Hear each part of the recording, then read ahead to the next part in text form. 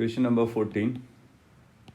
It reads, in a region of space, a uniform magnetic field of induction B is established everywhere pointing in the positive x direction. A rigid plane is fixed perpendicular to the x direction at a certain distance from the origin. A particle of mass m and charge q is projected from the origin with a velocity u as shown in the figure, making an angle theta.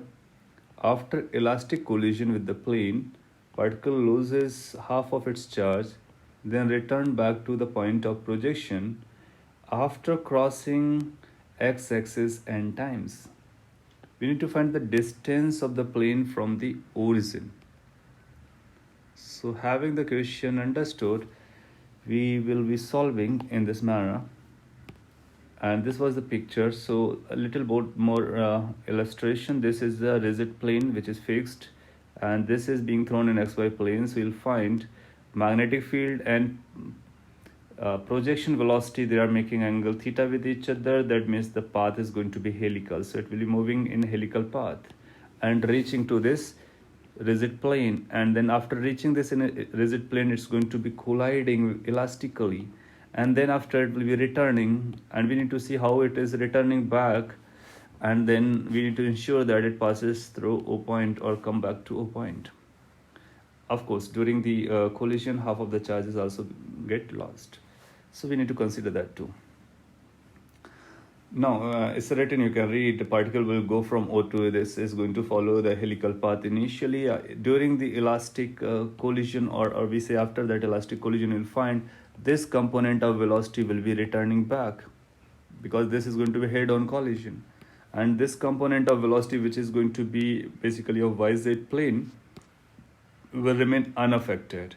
So the after collision, it will also follow the same path or similar path, basically I should say. That means it must be helical again. So during returning motion, it will be following the helical path. Now in this helical path, it says it crosses the x-axis n time, and we know it will be crossing x-axis after every time interval. That means after covering every pitch, or so we can say this, let's say this distance which we need to find out is x naught. So we will say this x naught must be equal to integral time pp for pitch, and integral this n integer is known to us in fact, so it's going to be like basically n into p. P is u cos theta. When it is returning back, then again it will remain u cos theta into t. T is going to be the time period. Now time period is 2 pi m upon qb. You'll find everything remains the same except q becomes q by 2. So this will become 4 pi m u cos theta upon qb. That becomes the pitch. So x naught is basically n times the pitch. That means answer is 4 pi m n u cos theta divided by qb, and that is final answer.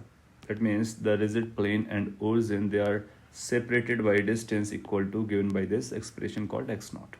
So that's answer. Thank you.